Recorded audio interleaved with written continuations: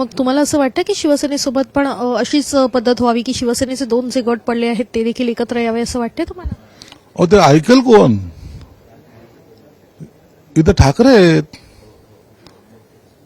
मेरी झाशी क्या नाही दूंगी ते असं असतं ते काहीतरी डायलॉग आहे तशातला भाग आहे. मेरी झाशी नाही दूंगी अशातला प्रकार असतो इथं. आणि म्हणून कॉम्प्रोमाइज कसं करायचं, राजकारणात पुढे कसं जायचं हे शरद पवार साहेबांकडून शिकलं पाहिजे. पण जसे अजित पवार शरद पवार यांना भेटण्यासाठी गेले तसे मग तुम्ही देखील ठाकरेंसोबत जाऊ शकता का, भेटू शकता का त्यांना पुढे? त्यांना आम्ही भेटू शकतो का नाही हा प्रश्न वेगळा आहे. त्यांची मानसिकता काय ही पहिली तपासली पाहिजे. त्यांना आजही त्या कॉन्फिडन्समध्ये जगतायत.